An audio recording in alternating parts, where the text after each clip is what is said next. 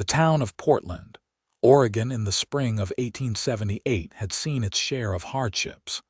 But Beatrice Daniels never imagined she would be standing in the dusty street with her 4 children, and all their earthly possessions piled in a weathered wagon, watching the banker nail a foreclosure notice to what used to be her home.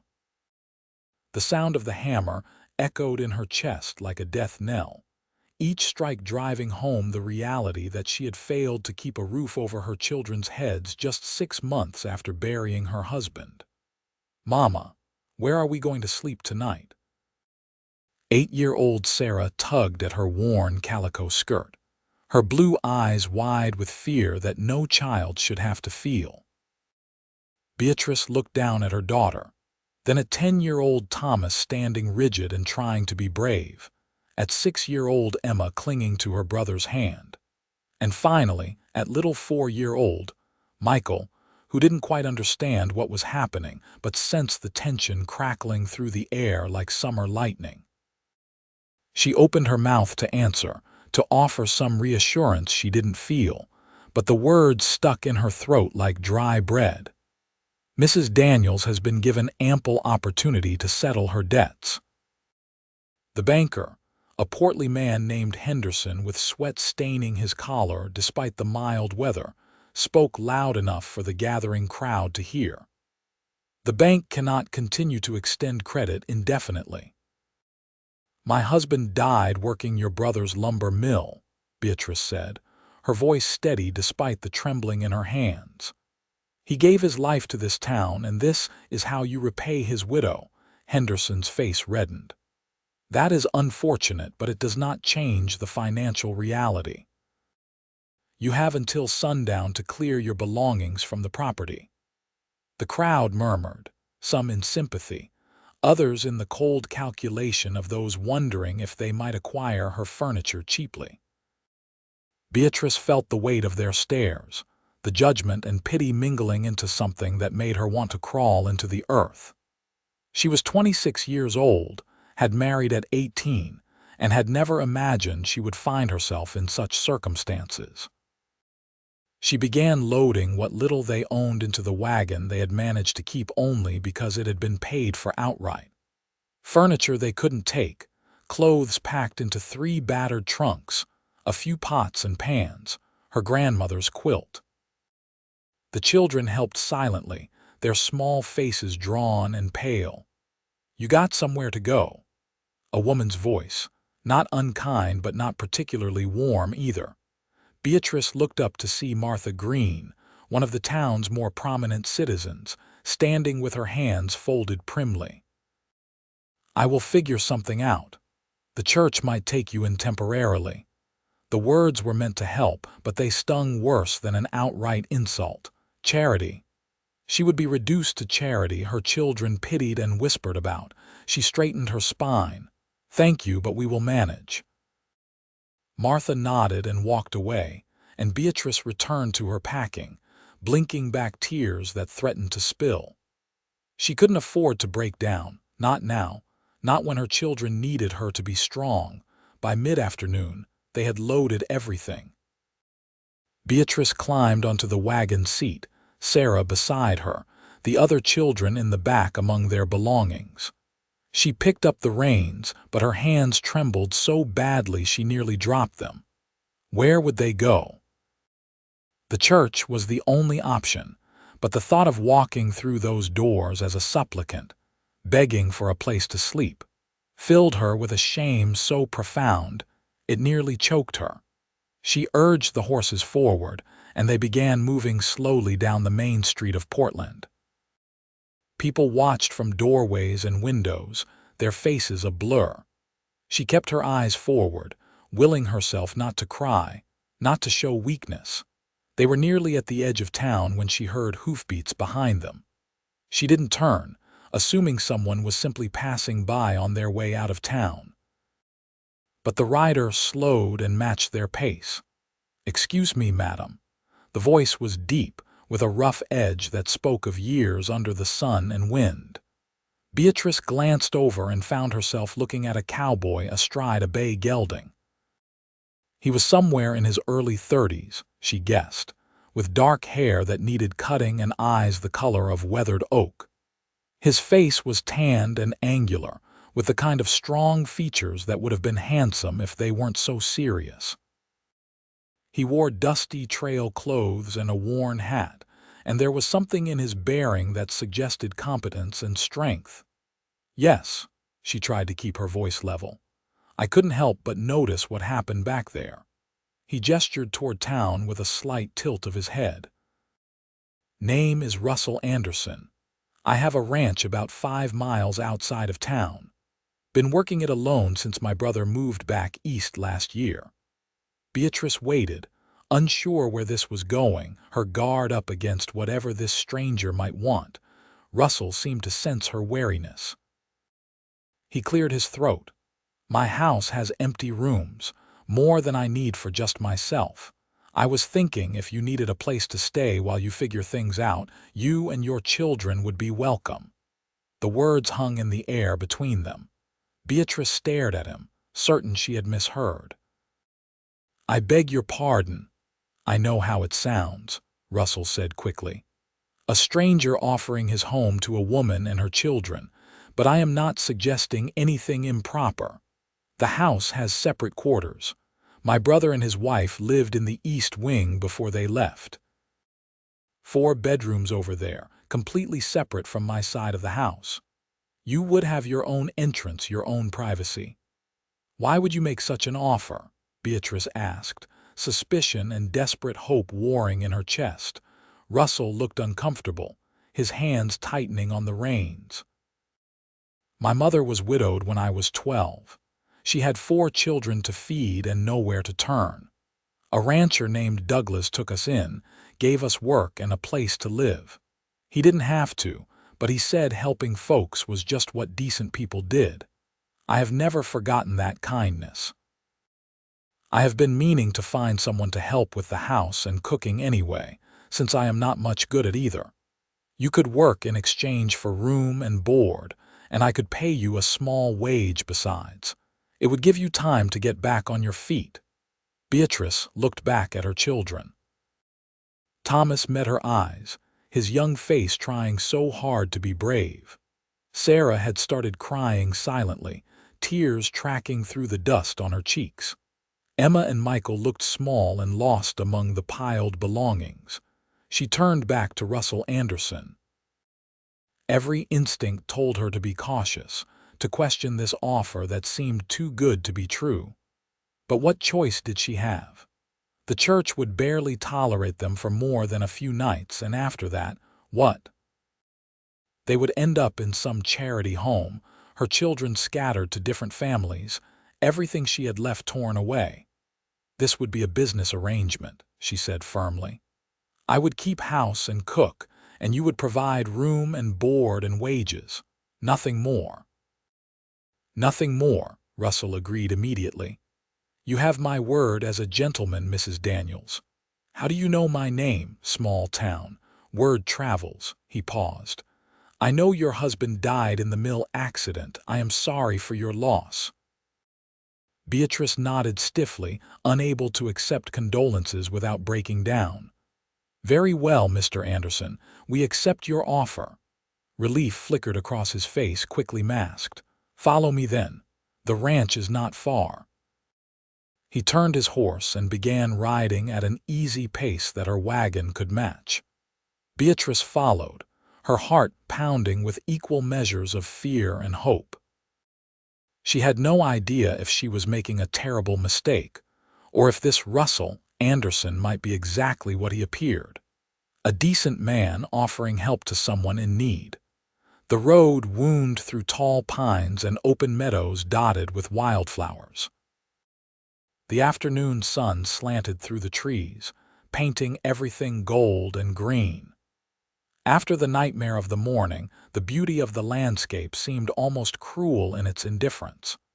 But slowly, as they traveled, Beatrice felt some of the tension begin to ease from her shoulders. "Mama, is that man taking us to his house?" Sarah whispered. "Yes, sweetheart. He has offered us a place to stay for a while." "Is he nice?" Beatrice looked at the broad back of Russell Anderson riding ahead of them. "I hope so, we will find out." Thomas leaned forward from the back of the wagon. "I can work too, Mama. I can help earn our keep." The words broke something in Beatrice's chest, her 10-year-old son already trying to be the man of the family. "You are a good boy, Thomas, but you let me worry about that for now." The ranch appeared as they crested a small rise. The house was larger than Beatrice had expected, a solid structure of timber and stone with a wide porch and a shake roof. It was not fancy, but it was well maintained and substantial. Outbuildings dotted the property. A large barn, a chicken coop, a smokehouse, corrals with several horses. Beyond, she could see cattle grazing in the distance. "This is all yours." The words slipped out before she could stop them. Russell glanced back. "Belongs to me and the bank, truth be told. Still paying it off. But yes, I have been working this land for 8 years now." He led them around to the east side of the house where, as promised, there was a separate entrance. He dismounted and tied his horse to a post, then came to help Beatrice down from the wagon. His hands were strong and work roughened when they briefly touched hers, and she pulled away quickly, uncomfortable with any physical contact. If Russell noticed, he gave no sign. He opened the door to reveal a good-sized parlor with simple but sturdy furniture. The room was dusty and clearly hadn't been used in some time, but it was intact and dry. 4 bedrooms through there. Russell gestured to a hallway. "Kitchen is shared, I am afraid. It is in the center of the house between both wings. There is a root cellar and a smokehouse out back. The well is just past the barn, but I usually keep water barrels filled on the back porch." The children had climbed down from the wagon and now stood clustered together, staring at the house with wide eyes. Russell crouched down to their level. "You must be tired and hungry. Why don't you folks get settled and I will bring in your things? There should be bedding in the chest in the main bedroom." "Mr. Anderson," Beatrice began, but he held up a hand. "Russell, please, and we can work out the details of our arrangement later. For now, let us just get you folks comfortable. It has been a long day." His kindness was almost harder to bear than the banker's cruelty had been. Beatrice nodded, not trusting her voice, and ushered the children inside. The next hour passed in a blur of activity. Russell proved as good as his word, carrying in their trunks and belongings with methodical efficiency. The children explored their new quarters with the resilience of youth, their spirits lifting slightly in the security of 4 solid walls. Beatrice found sheets and quilts in the chest and began making up beds in 2 of the bedrooms, one for the girls and one for the boys.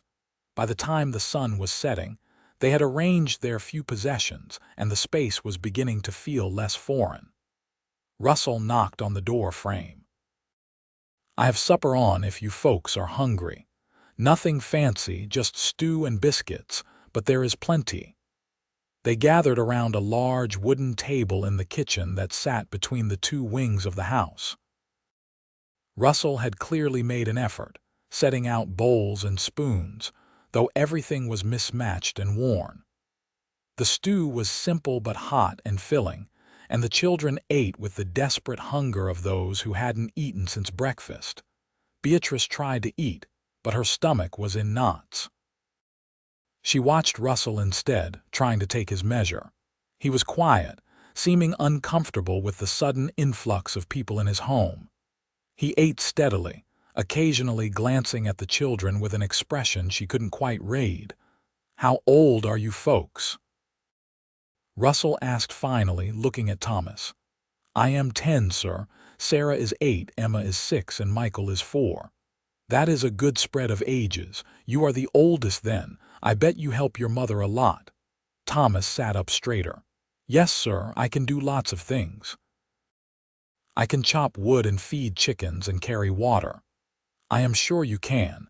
I will be glad to have the help." Russell turned to Beatrice. The chickens need tending in the mornings. They are laying well right now. There is a milk cow too, though she is getting old and does not produce like she used to. The garden is behind the house, but I will confess it is in terrible shape. I am better with cattle than vegetables. I can manage a garden, Beatrice said, and chickens. I am a good cook, Mr. Anderson. Russell, he reminded her gently.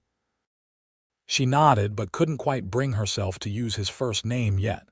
It felt too familiar, too intimate for people who had just met. After supper, Russell excused himself, saying he had to check on the horses. Beatrice cleaned up, grateful for something to do with her hands. The kitchen was functional but clearly the domain of a man living alone. She found herself already mentally organizing it, planning meals, seeing what supplies were available. When the children were finally in bed, exhausted from the emotional turmoil of the day, Beatrice sat alone in the small parlor of their new quarters. The lamp cast flickering shadows on the walls. She could hear Russell moving around in his part of the house, the sound of boots on wooden floors, a door closing. She should have felt relief. They had a roof over their heads, food in their bellies, and a place to sleep that was not a charity ward. But instead she felt a complicated tangle of emotions. Gratitude, yes, but also unease, shame, and a bone-deep weariness that went beyond the physical. A soft knock made her start. Russell stood in the doorway that connected the two parts of the house. "I am sorry to disturb you. I just wanted to make sure you had everything you needed." "We are fine, thank you." Russell hesitated, then stepped into the room but stayed near the door, as if aware that his presence might be unwelcome. "Mrs. Daniels, I want you to know that you and your children are safe here. I made you a promise earlier and I meant it. This is a business arrangement, nothing more. You will have your privacy and I will have mine. You will keep house and cook, and in return, I will pay you $15 a month in addition to room and board. That should give you enough to start saving for your own place again." $15 was more than generous for such an arrangement. Beatrice looked at him carefully. "Why are you doing this?" Russell was quiet for a long moment. "I told you about my mother, that was true. But there is more to it than that." He paused, seeming to gather his words. "This house has been too quiet for too long. My brother and his wife left more than a year ago. Before that, there was life here, conversation, laughter. After they left, it got so silent I could hear the walls settling at night. I am not looking for anything improper, Mrs. Daniels. But having people here, hearing children playing, sitting down to meals with others instead of eating alone, it would be good for me. So maybe I am the one who should be thanking you." The honesty in his words caught her off guard. She saw loneliness in his eyes, the same kind she saw in her own mirror. Different causes, perhaps, but loneliness all the same. "Very well," she said softly. "We will do our best to earn our keep." "I have no doubt." Russell nodded and turned to leave, then paused. "I am glad you are here, Mrs. Daniels. I hope you will come to feel safe here." He left, closing the door quietly behind him. Beatrice sat in the lamplight, listening to the sounds of the house, and for the first time since her husband's death, she felt a tiny flicker of something that might, eventually, become hope. The next morning, Beatrice woke before dawn from long habit. For a disoriented moment, she forgot where she was, then the events of the previous day came flooding back. She rose and dressed quickly in the dim light, then went to check on the children. They were all still sleeping, exhausted from yesterday's ordeal. The house was silent. She made her way to the kitchen, intending to start breakfast, and found Russell already there, stoking the fire in the cast-iron stove. "Good morning," he said. "I am usually up early. The animals need tending." "I will have breakfast ready by the time you finish," Beatrice replied. "What time do you normally eat?" "Whenever I get around to it, which is not much of a schedule. But if you are cooking, I will make sure to be here by 7. After he left, Beatrice explored the kitchen more thoroughly. The pantry was surprisingly well stocked with basics: flour, cornmeal, salt pork, dried beans, coffee. There were preserves and pickles, likely bought from town. In the root cellar, she found potatoes, onions, and some slightly withered carrots. She set to work, falling into the familiar rhythm of cooking: biscuits, bacon, gravy, fried potatoes. As the sky lightened, the children began to wake. She heard them moving around in their rooms, whispering to each other. Thomas appeared first, looking uncertain. "Should I help Mr. Anderson with the animals?" "After breakfast. Get your sisters and brother up and washed. We have a new life to begin." By 7, they were all seated at the table. Russell came in right on time, his boots clean of mud and his face freshly washed. He stopped when he saw the spread of food. "This looks like a proper meal. I hope it tastes acceptable."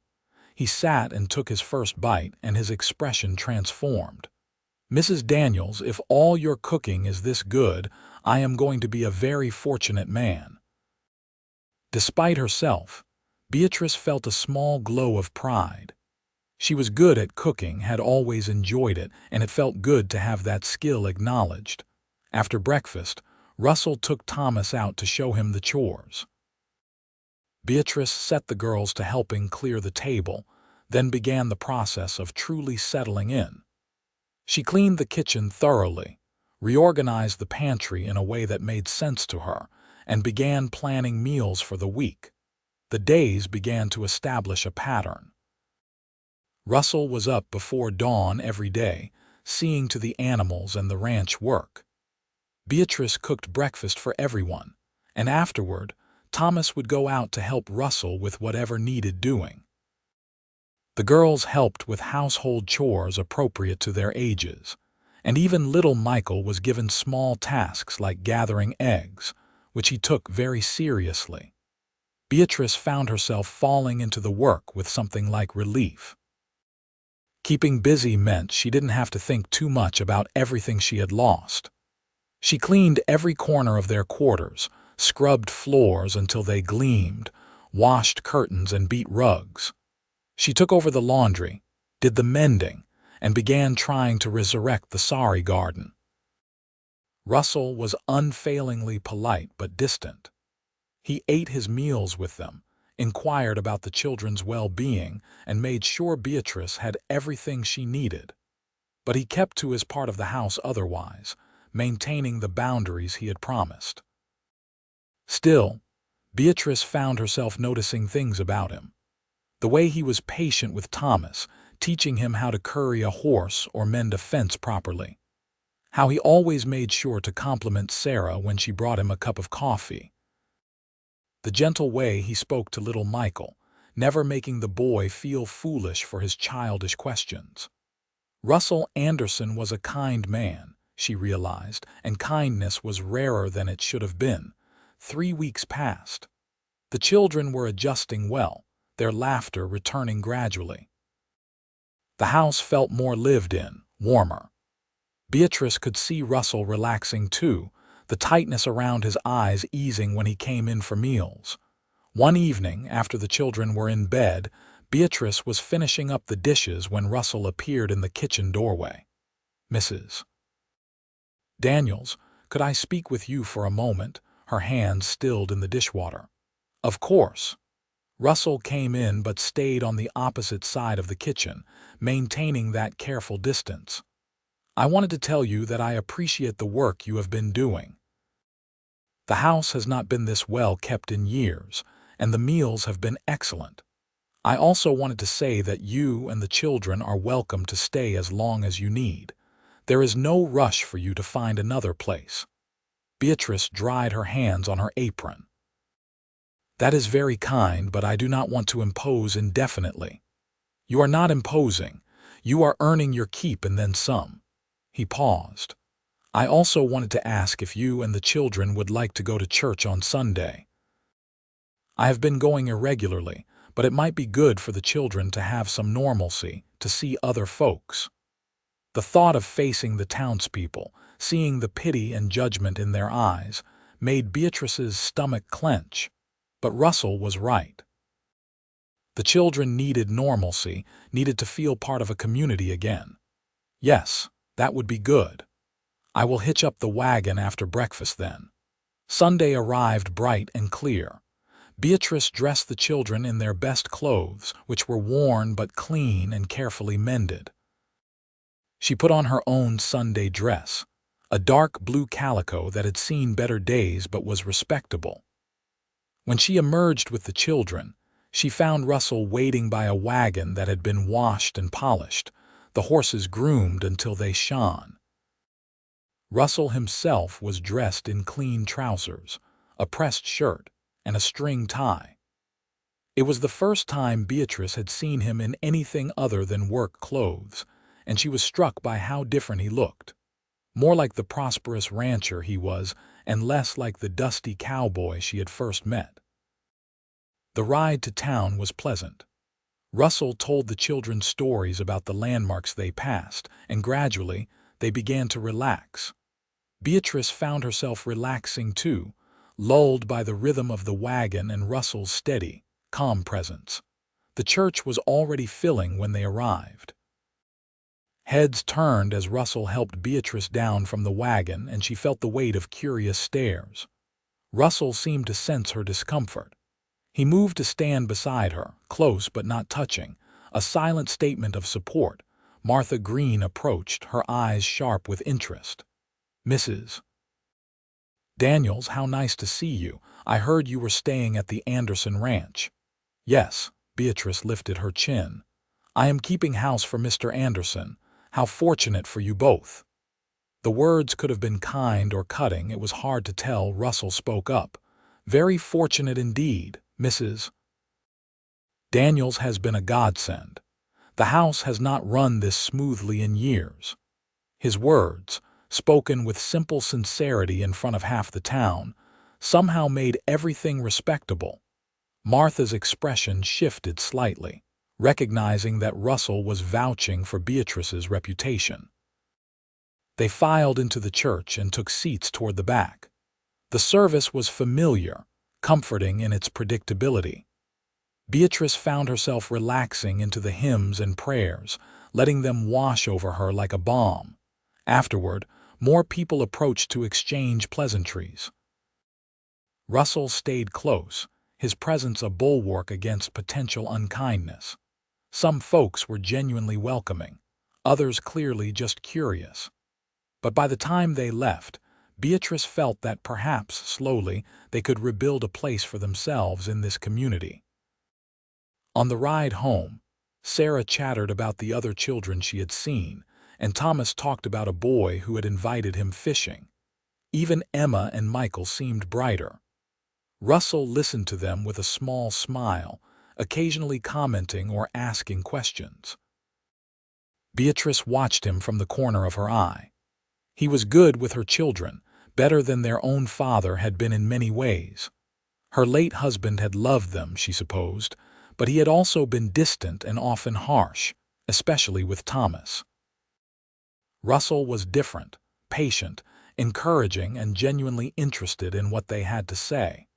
The realization brought a confusing mix of emotions. Gratitude, certainly, but also something else she couldn't quite name. She pushed it away, unwilling to examine it too closely. As spring progressed into summer, life on the ranch settled into a comfortable routine. Beatrice tended the garden, which was flourishing under her care. She canned vegetables and made preserves, stocking the pantry for winter. She cooked, cleaned, and managed the household with the efficiency of someone who had been doing it all her life. Russell worked the ranch, sometimes gone for long days checking on cattle or mending fences in distant pastures. But he was always back for supper, and those evening meals became something Beatrice found herself looking forward to. Russell would tell stories about his day, and the children would share their adventures. Slowly, imperceptibly, they were becoming something that looked like a family. One hot afternoon in July, Beatrice was in the kitchen making pies when she heard shouting from outside. She rushed to the window and saw Thomas running toward the house, his face pale with fear. "Mama, Mama, come quick!" She ran outside, her heart in her throat. "What is it? What is wrong?" "It is Mr. Anderson. He got thrown from his horse." Beatrice lifted her skirts and ran toward the corral where Thomas pointed. Russell was on the ground, not moving, and her breath caught in her chest. She reached him and dropped to her knees, her hands hovering over him, afraid to touch and cause more damage. "Russell, Russell, can you hear me?" He groaned and his eyes fluttered open. "Damned horse spooked." Relief flooded through her so intensely she felt dizzy. "Where are you hurt?" "My shoulder might have dislocated it, and I think I hit my head. Do not move. Let me look." Her hands were gentle but efficient as she checked him over. His shoulder was definitely out of place and there was a nasty bump forming on his temple. "We need to get you to the house." "Thomas, run and get the horse blanket from the barn." Between her and Thomas, they managed to get Russell to his feet. He was unsteady, leaning heavily on Beatrice. She wrapped her arm around his waist and his good arm went around her shoulders. Together, they made the slow walk to the house. She settled him in a chair in the kitchen and examined his shoulder more carefully. "This is going to hurt, but I need to set it back in place." Russell nodded, his face pale and sweating. "You know how? My husband dislocated his shoulder twice. I learned." She positioned herself carefully. "On three. 1, 2, 3. Russell bit back a yell as she manipulated his shoulder back into the joint with an audible pop. He sagged in the chair, breathing hard. "I am sorry," Beatrice said softly, her hands surprisingly gentle as she fashioned a sling from a dish towel. "But it should feel better soon. You have good hands." His voice was strained but grateful. She cleaned the cut on his temple, her fingers light on his skin. She was close enough to see the flecks of gold in his brown eyes, the small scar on his jaw. Close enough to smell the scent of him, a combination of leather and sun and something uniquely his. Beatrice stepped back quickly, disconcerted by her own awareness.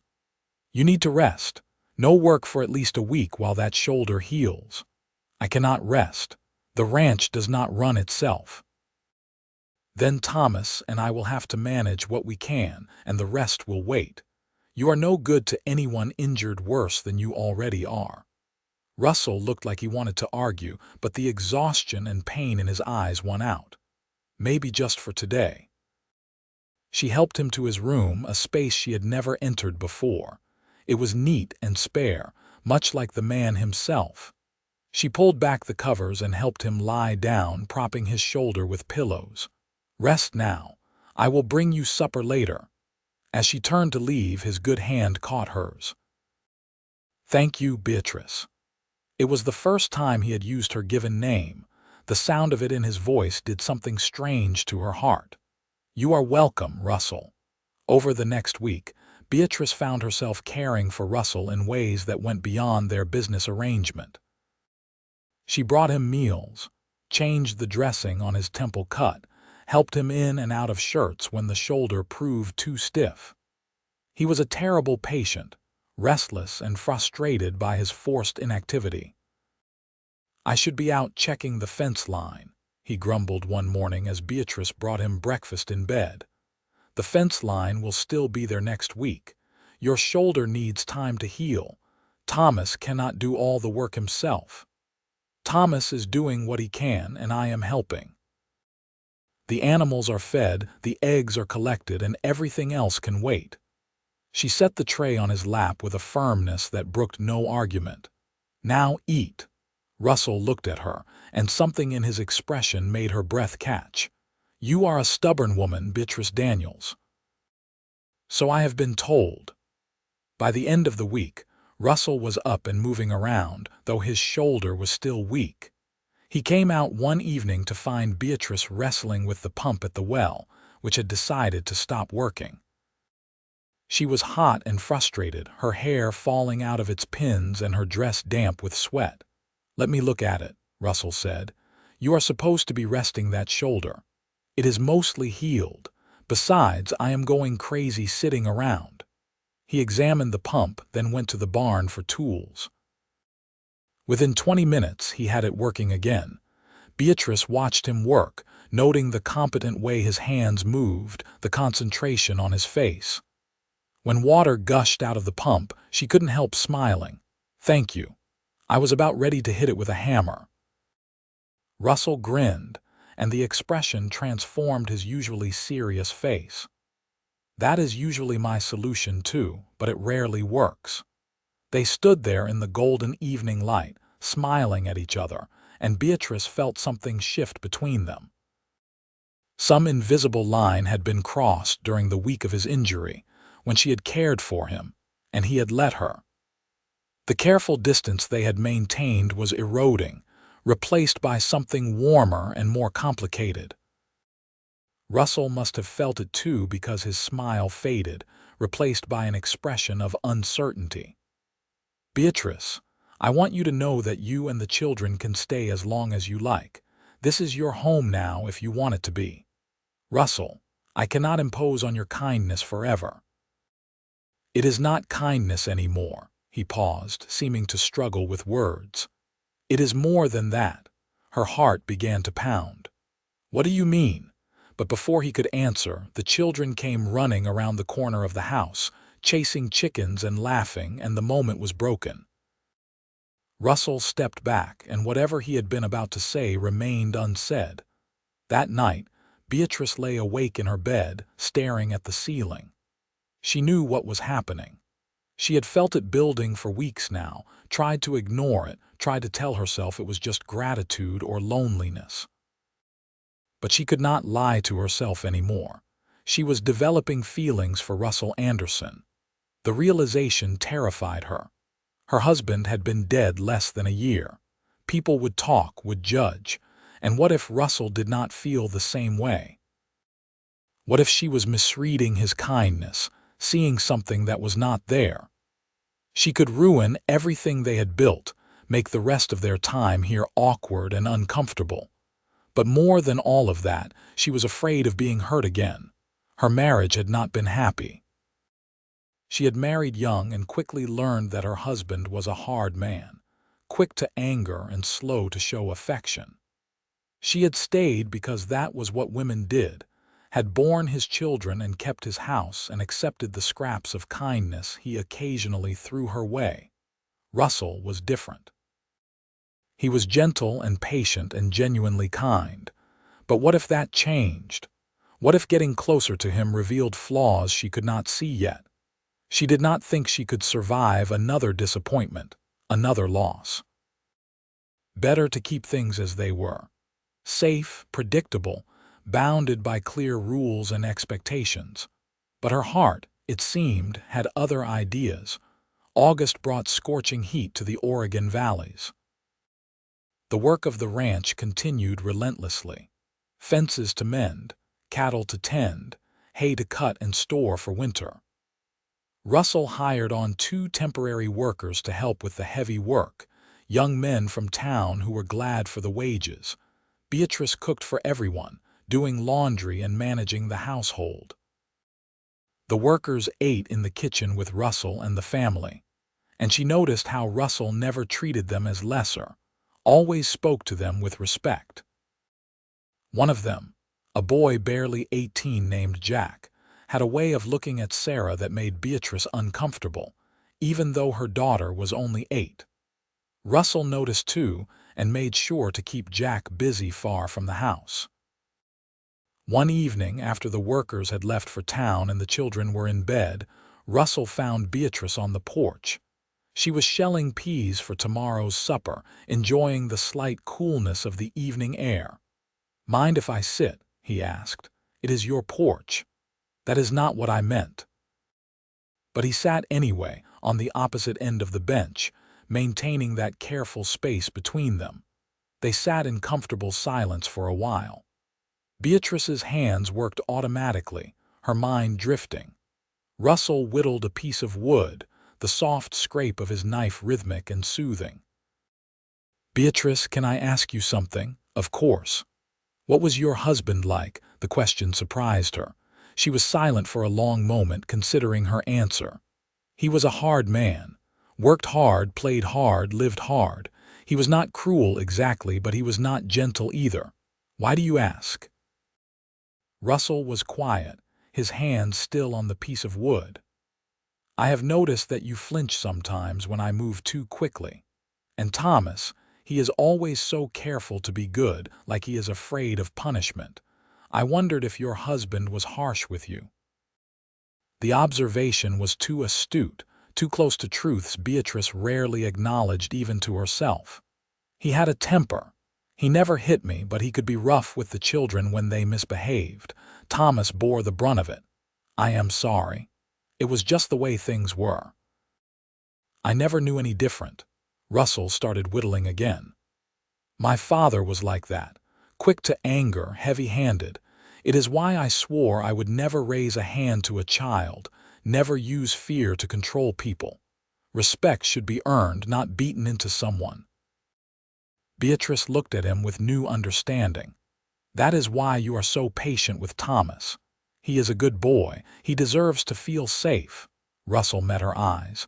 "You all deserve to feel safe." The words hung in the air between them, weighted with meaning. Beatrice felt her eyes prick with unexpected tears. Safe. It was such a simple thing, but she realized she had not felt truly safe in years. Until now. Until Russell. "Thank you," she whispered. They sat together as twilight deepened into night, not touching but somehow closer than they had ever been. The summer days continued to pass. Beatrice found excuses to be where Russell was working, bringing him water or lunch, asking questions about the ranch. Russell found reasons to come to the kitchen, to linger over coffee, to help with tasks she could easily do herself. The children noticed, of course. Sarah started asking questions. "Mama, do you like Mr. Anderson?" "Of course I like him. He has been very kind to us." "No, I mean, do you like him the way ladies like gentlemen in stories?" Beatrice's hand stilled in the bread dough she was kneading. "Why would you ask that?" "Because you smile different when he is around, and he looks at you like Papa never looked at you." Out of the mouths of children. Beatrice took a breath. "Would it bother you if I did?" Sarah considered this seriously. "No, Mr. Anderson is nice, and you look happy here, happier than you were before. Is it bad for me to say that?" Beatrice gathered her daughter into her arms. "No, sweet girl, it is not bad. You are very observant." But Sarah's words stayed with her. Did Russell look at her differently? And if he did, what did that mean? What should she do about it? September arrived with cooler temperatures and the first hints of autumn color in the trees.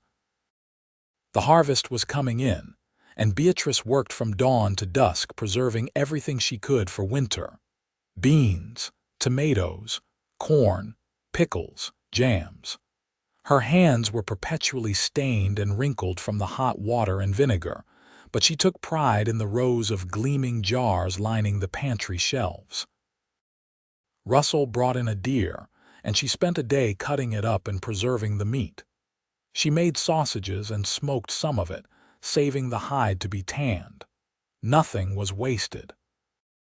One afternoon, Russell came into the kitchen and found her stirring a massive pot of apple butter, her face flushed from the heat and her hair escaping its pins in wild curls. She looked exhausted and beautiful, and Russell felt something in his chest tighten painfully. "You are working too hard," he said. "There is a lot to do before winter. Not so much that you need to work yourself to death." He took the wooden spoon from her hand. "Go sit down, I can stir this. You do not know how to make apple butter. I know how to stir a pot. Go." Too tired to argue, Beatrice sank into a chair. Russell took over the stirring, and she watched him through half-closed eyes. He had rolled up his sleeves, and she could see the play of muscles in his forearms as he worked. He was a handsome man, she thought drowsily. Strange that it had taken her this long to really notice. Beatrice? She jerked awake, realizing she had dozed off.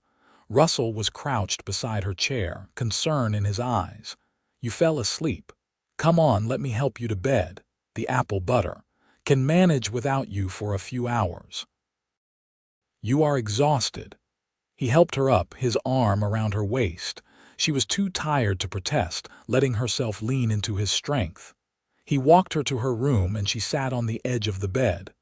Rest now, Russell said softly. I will finish up in the kitchen. He turned to go, but she caught his hand. Russell, wait. He looked back, and the expression on his face made her breath catch. There was longing there, carefully banked but unmistakable. What is it? She did not know what she had meant to say. Thank you, maybe, or I appreciate everything you have done, or even just his name. But what came out was different. I am glad we are here, with you. Russell's fingers tightened around hers. So am I. For a moment she thought he might kiss her. She realized she wanted him to.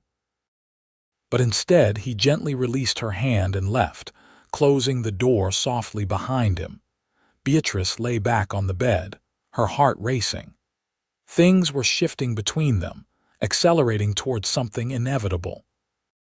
She was not sure if she was ready, but she also knew she could not stop it even if she wanted to. The first real cold snap came in early October. Beatrice woke to find frost on the ground and her breath misting in the air. She dressed quickly and hurried to start the fire in the kitchen stove. Russell was already there, and between the two of them, they soon had a good blaze going. Winter is coming early this year, Russell said. I need to bring the cattle down from the high pasture soon.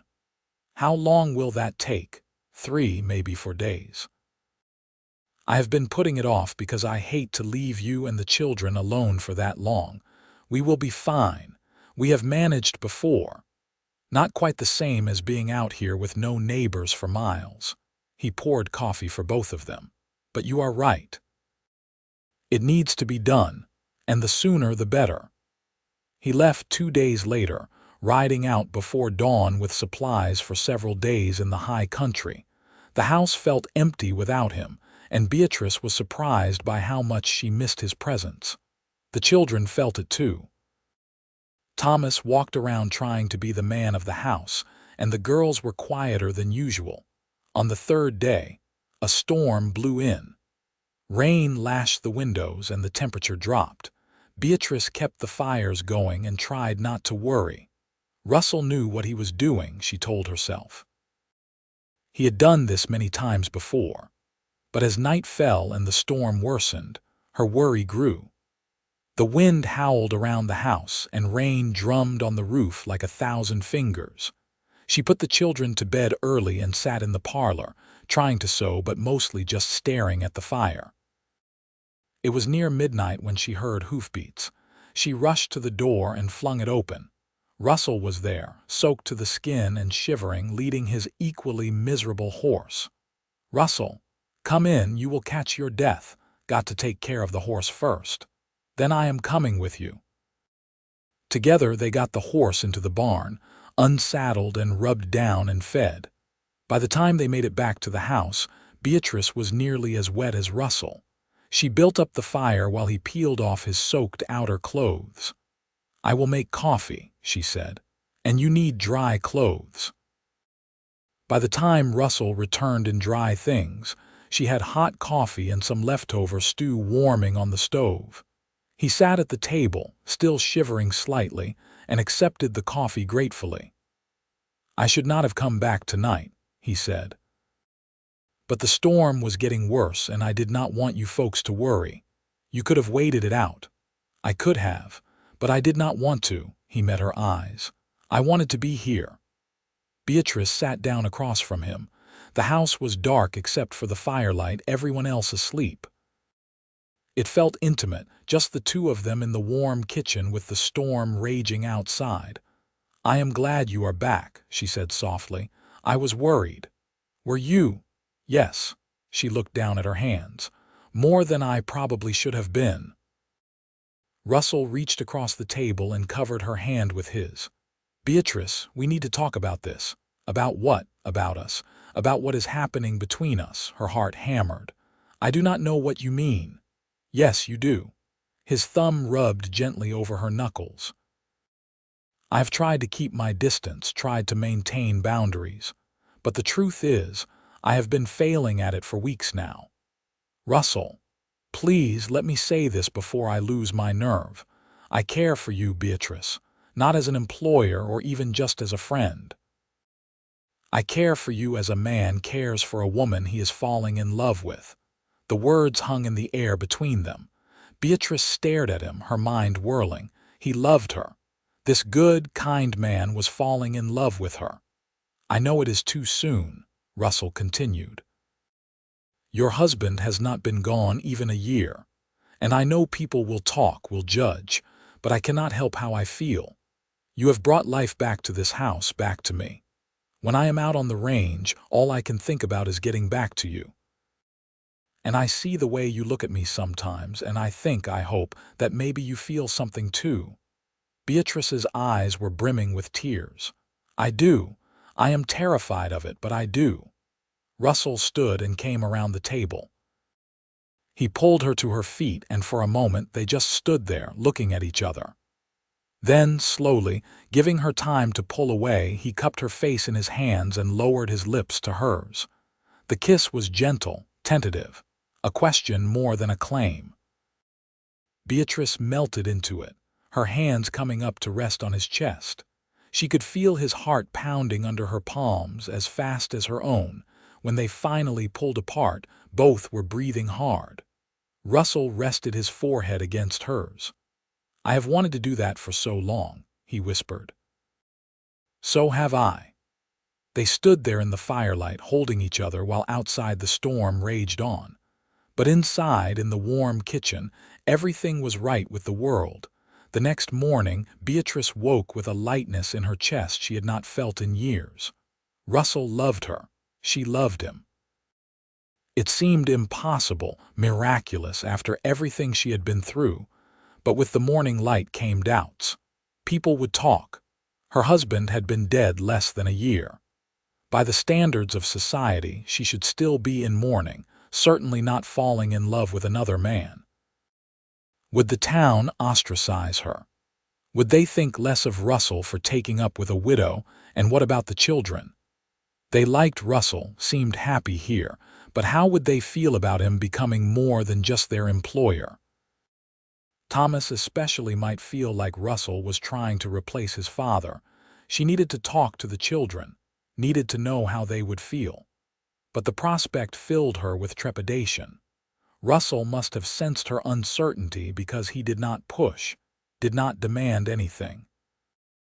He was the same as always at breakfast, kind and attentive.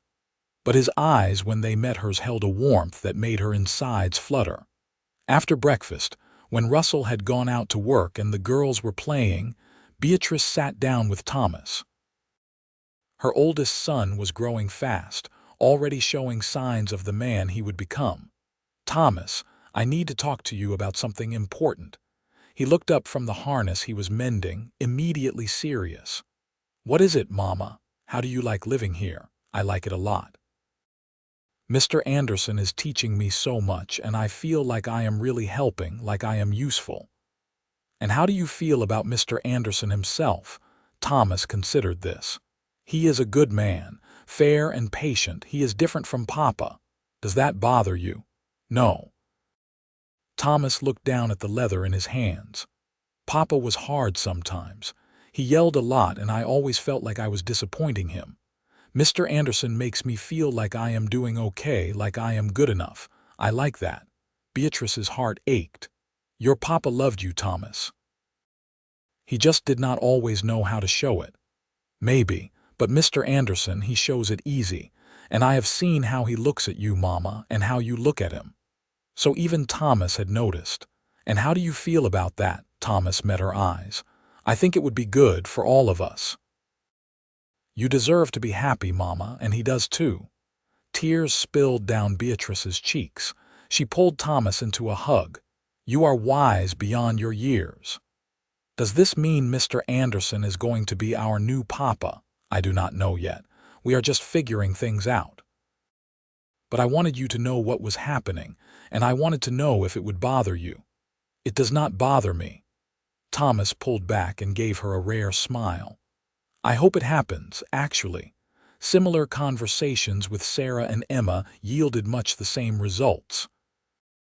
Michael was too young to understand the complexities, but he adored Russell and was happy as long as everyone else was happy. With her children's blessing, Beatrice felt the weight on her chest ease. But there was still the matter of the town, of propriety, of doing things the right way. That evening, when Russell came in for supper, she asked if they could talk after the children went to bed. He agreed, and she saw the flicker of worry in his eyes, as if he feared she might have changed her mind about them. After the children were settled, they sat together on the porch despite the cool evening air.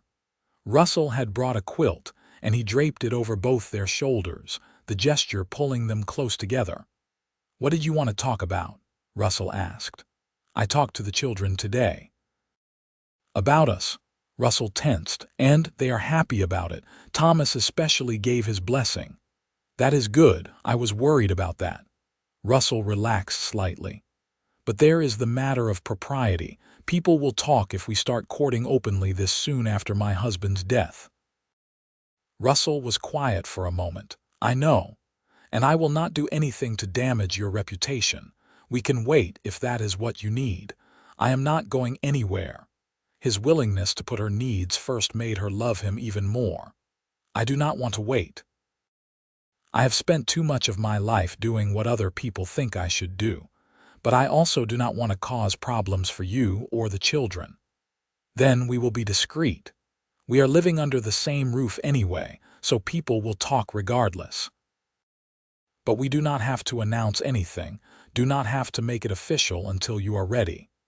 In the meantime, we can just be together, get to know each other better, and let things develop naturally." It was a reasonable solution. Beatrice nodded. "I would like that."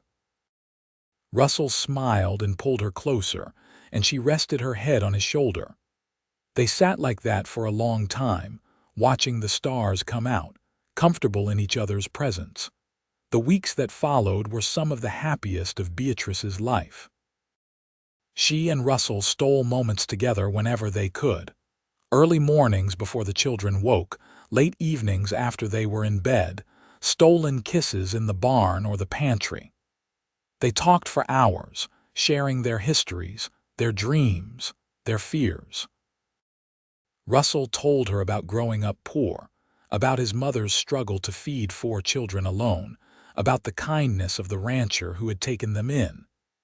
He talked about building his ranch from nothing, the years of hard work and sacrifice. Beatrice told him about her unhappy marriage, about the loneliness of living with someone who saw her as more of a housekeeper than a partner. She confessed her fears about not being good enough, about failing her children. Russell listened to everything with an intensity that made her feel truly seen for the first time in her life.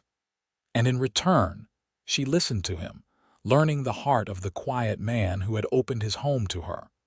The physical side of their relationship progressed slowly. Kisses became longer, deeper. Russell's hands began to wander, tentatively exploring, but he never pushed, never demanded more than she was ready to give. Beatrice appreciated his patience even as her own desire grew. November brought the first snow. The ranch settled into the quieter rhythm of winter. There was still work to be done, animals to feed and water, equipment to repair, but the frantic pace of summer and fall eased. The evenings grew longer and darker. They spent them together as a family, Russell teaching Thomas to play chess, Beatrice sewing or knitting, the younger children playing on the floor. It was peaceful and warm, and everything Beatrice had never known she wanted. One evening in late November, when a fresh snowfall had blanketed the world in white, Russell pulled Beatrice aside after supper. "I have something for you." He held out a small wooden box, clearly handmade. Beatrice opened it carefully. Inside was a delicate silver necklace with a small oval locket. She gasped. "Russell, this is too much. It was my grandmother's. My mother gave it to me years ago, said I should give it to the woman I wanted to marry."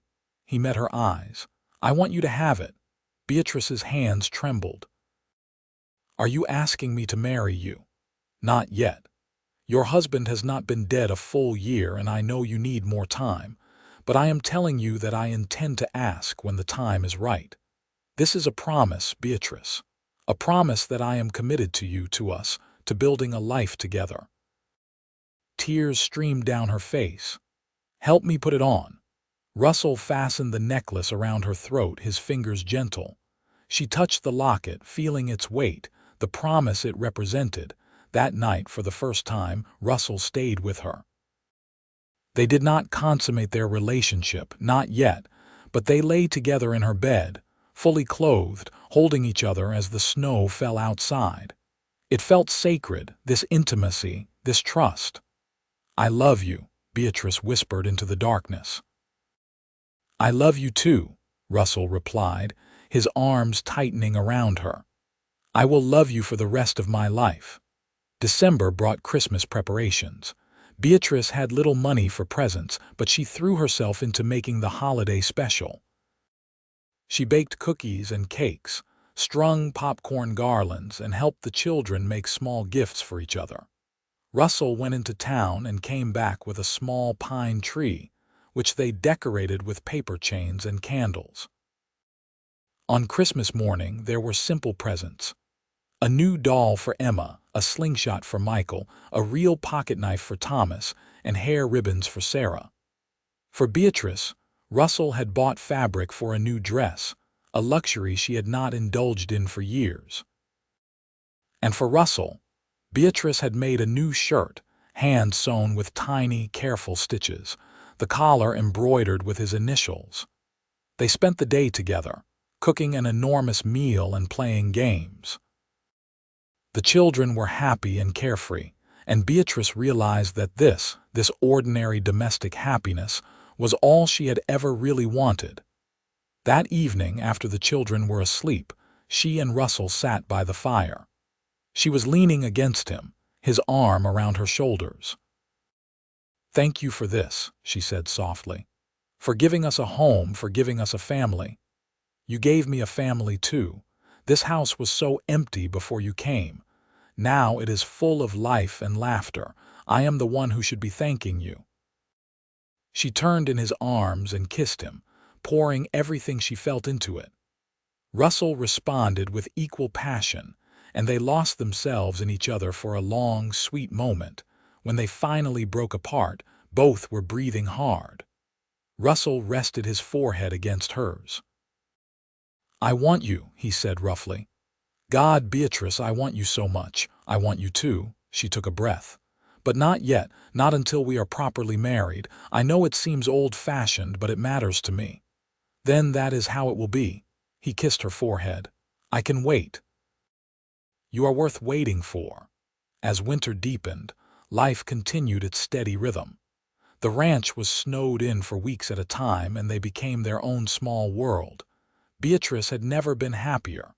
Russell was everything her first husband had not been: gentle, patient, affectionate. He treated her as a partner and an equal, asking her opinion and actually listening to her answers. January passed into February. Beatrice realized with some surprise that it had been nearly a year since her husband's death. The traditional mourning period was coming to an end. Soon, she and Russell could make their relationship public, could begin planning a future together officially. On the anniversary of her husband's death, Beatrice was quiet and withdrawn. Russell gave her space but stayed close, a silent support. That night, she finally allowed herself to cry for everything she had lost, everything that had not worked out the way she had hoped. Russell held her through it, offering no platitudes, just his steady, loving presence. When the storm passed, she felt lighter, as if she had finally laid the past to rest. "I am ready," she told Russell the next morning. "Ready for what? To move forward, to start planning our life together, to marry you." A smile broke across Russell's face like sunrise. "You mean it?" "I mean it. I love you, Russell Anderson, and I want to spend the rest of my life with you." He swept her into his arms, spinning her around, and she laughed, feeling young and carefree for the first time in years. When he set her down, he cupped her face in his hands. "Then marry me, Beatrice Daniels, officially, properly. Marry me and make me the happiest man in Oregon." "Yes," she breathed. "Yes, I will marry you." They told the children that evening. The response was immediate and joyous. The girls squealed and hugged them both. Thomas grinned and shook Russell's hand with all the solemnity of a man. Even Michael seemed to understand that something wonderful was happening. "When is the wedding?" Sarah wanted to know. "Soon," Beatrice said, looking at Russell. "As soon as we can arrange it." They went to town the following week to speak with the minister. If there were raised eyebrows or whispered comments about the timing, Beatrice found she did not care. She was happy, her children were happy, and that was all that mattered. The wedding was set for the first Saturday in March. It would be small and simple, just family and a few close friends. Beatrice began planning, and for the first time in her life, she was planning something that was entirely for joy, not duty. The day of the wedding dawned clear and cold. Snow still lay on the ground, but the sun shone brilliantly. Beatrice dressed in a new dress she had sewn herself from the fabric Russell had given her for Christmas. A soft dove gray with delicate lace at the collar and cuffs. It was not white, of course, as this was her second marriage, but it was beautiful and made her feel beautiful.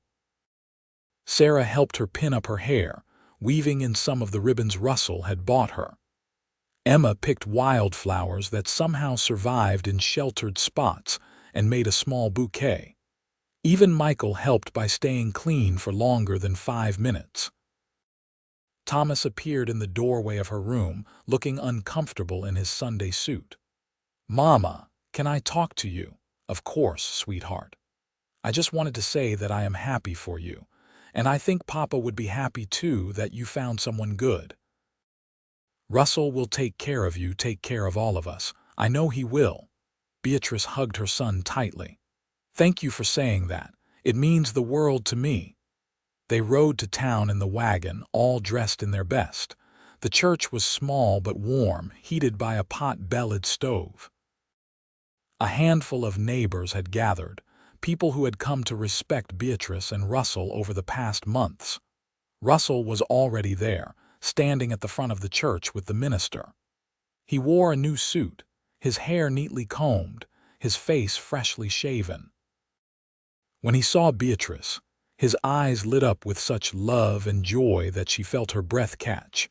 She walked down the aisle on Thomas's arm, her son standing in for the father he no longer had. When they reached the front, Thomas placed her hand in Russell's and stepped back. The ceremony was simple and traditional.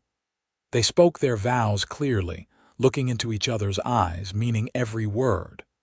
When the minister pronounced them husband and wife, Russell kissed her gently, sweetly, a promise of all the kisses to come.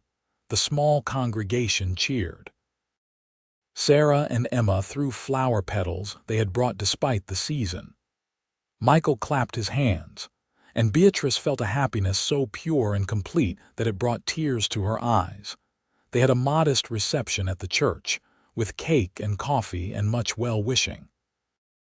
Then they rode back to the ranch, their ranch now, all of them together. That night, after the children were in bed, Russell carried Beatrice over the threshold of his room, which was now their room. He set her down gently and began slowly, carefully, helping her out of her dress. She returned the favor, unbuttoning his shirt with trembling fingers. They came together finally, completely, with a tenderness and passion that left them both breathless. Afterward, they lay tangled together in the darkness, overwhelmed by the depth of their love. "My wife," Russell murmured, kissing her temple. "I am the luckiest man alive." "My husband," Beatrice replied, snuggling closer. "I never knew I could be this happy." They fell asleep in each other's arms, the beginning of their new life together. The spring of 1879 brought renewal in more ways than one. The snow melted, revealing the promise of new growth. Beatrice threw herself into preparing the garden, planning to expand it significantly. Russell worked on improvements to the ranch, building a new chicken coop and expanding the barn. Life settled into a comfortable pattern. They were truly a family now, all working together toward common goals. Thomas had grown taller over the winter and took on more responsibilities around the ranch. Sarah helped Beatrice with the cooking and younger children. Even Emma and Michael had their chores and took pride in completing them. But the biggest change came in late April when Beatrice realized she had missed her monthly courses. She waited a few more weeks to be certain before telling Russell. They were in the barn one evening and she was helping him with the milking. "Russell, I have something to tell you." He looked up from the cow he was tending. "What is it?" "I am fairly certain I am expecting a baby." Russell froze, his face going blank with shock. Then a smile spread across his features, transforming them. He stood and crossed to her in 3 long strides, sweeping her into his arms. "A baby, truly, truly." He spun her around, laughing, then set her down gently as if she were made of glass. "I am going to be a father." "You already are a father to all intents and purposes. You have been wonderful with my children."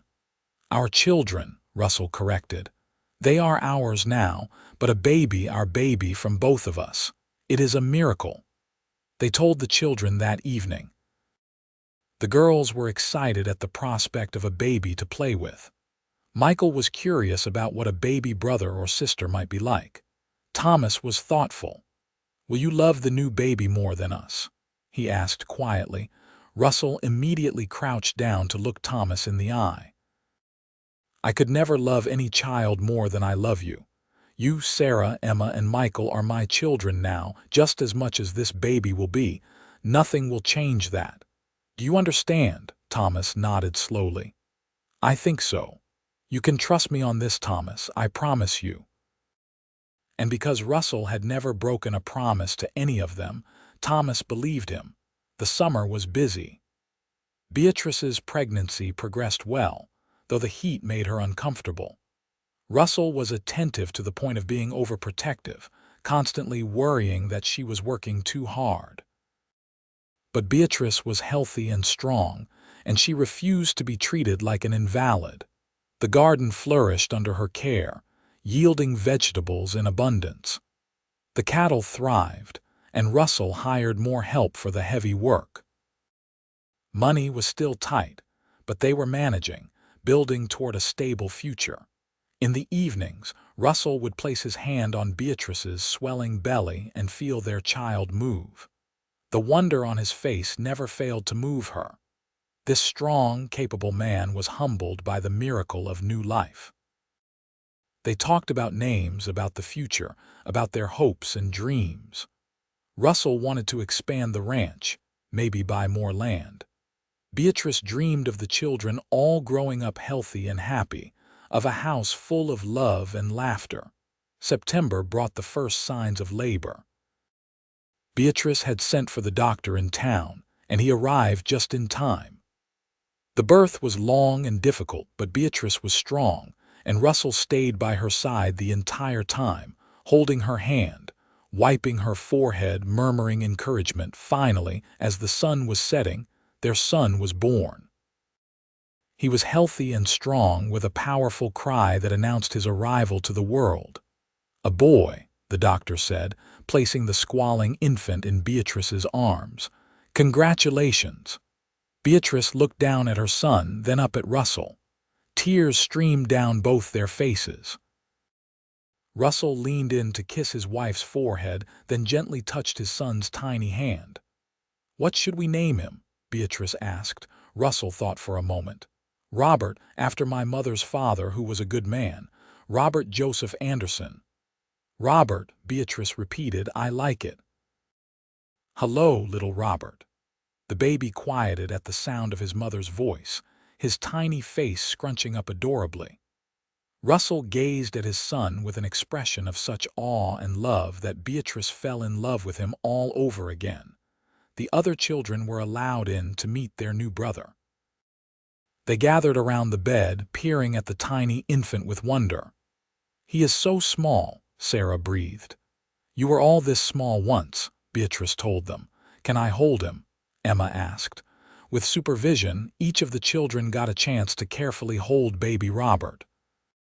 Even Michael, with support and guidance, got to cuddle his new brother. Thomas looked at the baby with a protective expression that reminded Beatrice so much of Russell it made her heart swell. I will look out for him, Thomas said seriously. He is my brother, and I will make sure nothing bad happens to him. Russell put his hand on Thomas's shoulder. I know you will, son. You are going to be a wonderful big brother. The word son made Thomas stand a little taller, a smile spreading across his face. The months after Robert's birth were chaotic but joyful. Beatrice recovered well, and Russell was a devoted father, taking turns walking the baby at night and changing nappies without complaint. The older children doted on their baby brother, fighting over who got to help with him. As autumn progressed into winter, Beatrice reflected on how much her life had changed in less than 2 years. From the desperation of that day in Portland, standing homeless with 4 frightened children, to this: a warm home, a loving husband, healthy children, and a new baby. It seemed like a dream, something too good to be real, but it was real. Russell was real, solid, and constant, loving her with a steadiness she had never known. The children were thriving. The ranch was prospering. They had built something good together, something lasting. One evening, after the children were all in bed and Robert was sleeping peacefully in his cradle, Russell pulled Beatrice into his arms on the porch. It was cold, but they were bundled in a quilt and they had each other's warmth. Happy, Russell murmured into her hair. More than I ever thought possible, Beatrice replied. You saved us, Russell. You saved all of us. You saved me too. I did not realize how lonely I was until you came and filled my life with light. They sat together, looking out at their land, their home.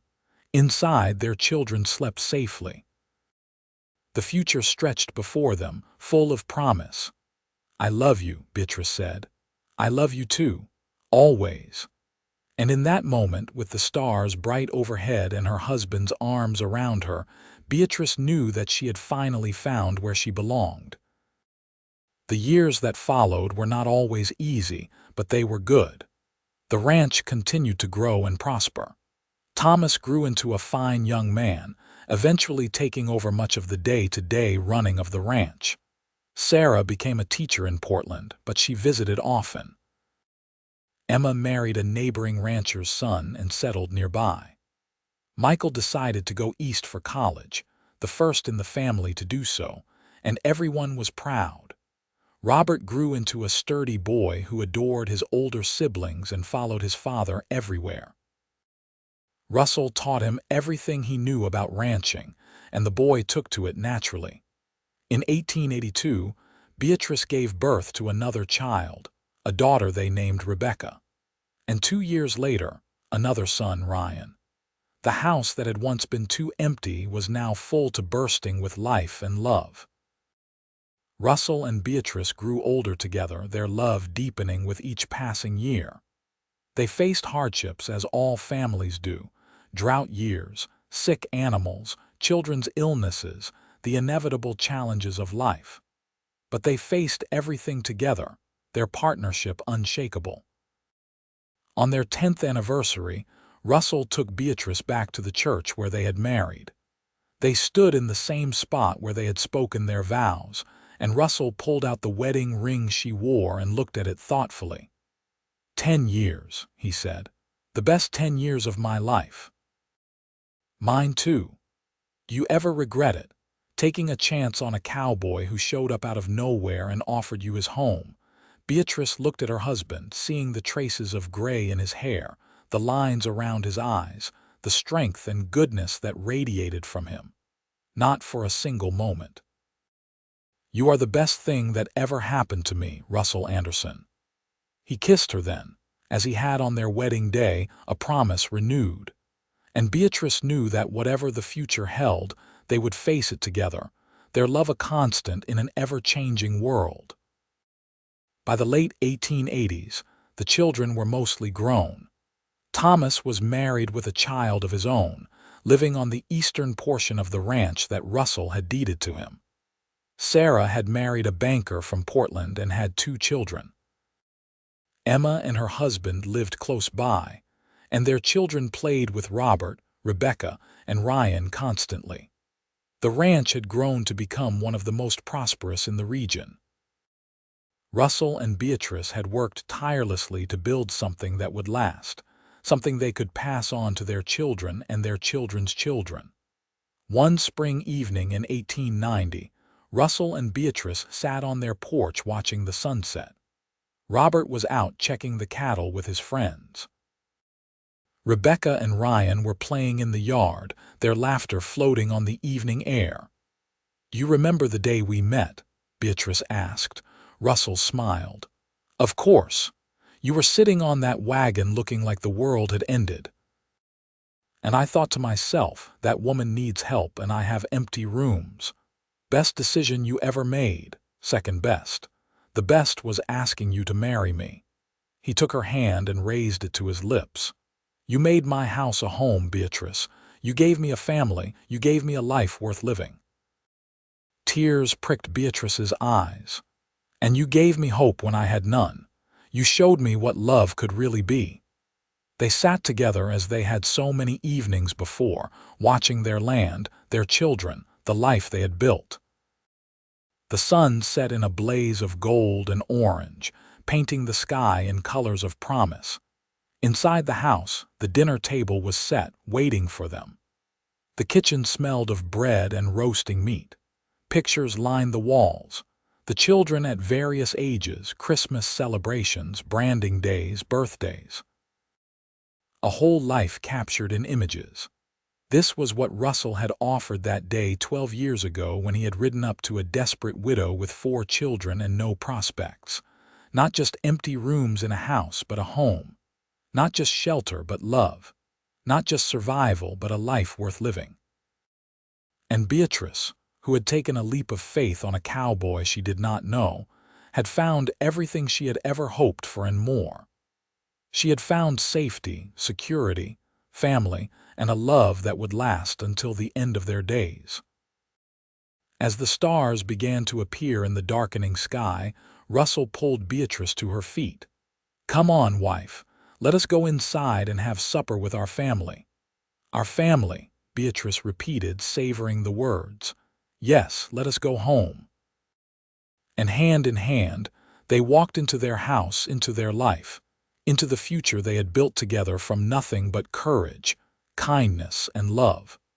The children's laughter greeted them, and the warmth of home wrapped around them like an embrace. This was their happy ending, hard-won and deeply cherished.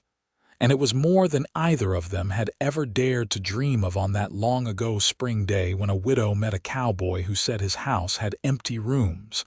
It was everything. It was home. It was love. It was a life well lived together. And they lived that life, day by day, year by year, their love growing stronger with each passing season until the end of their days. They saw grandchildren born and raised, saw the ranch continue to prosper, saw their children build good lives of their own. When Russell passed away peacefully in his sleep in 1905, at the age of 62, Beatrice mourned him deeply. But she also celebrated the beautiful life they had built together. She remained on the ranch, surrounded by children and grandchildren, until her own peaceful death 3 years later. They were buried side by side on a hill overlooking the ranch, their graves marked with a simple stone that read, "Russell and Beatrice Anderson, beloved parents and grandparents, together in life and death. And the ranch they built continued on, passed down through generations, a testament to what could be created when one person offered help and another had the courage to accept it. When kindness met need, when love was given a chance to grow, from empty rooms to a full life. From desperation to hope, from strangers to soulmates. This was their story, and it lived on in every stone of the ranch, every tree they planted, every child who carried their legacy forward. A widow with 4 children had been evicted. A cowboy had said his house had empty rooms. And from that simple beginning grew a love story that would echo through the generations.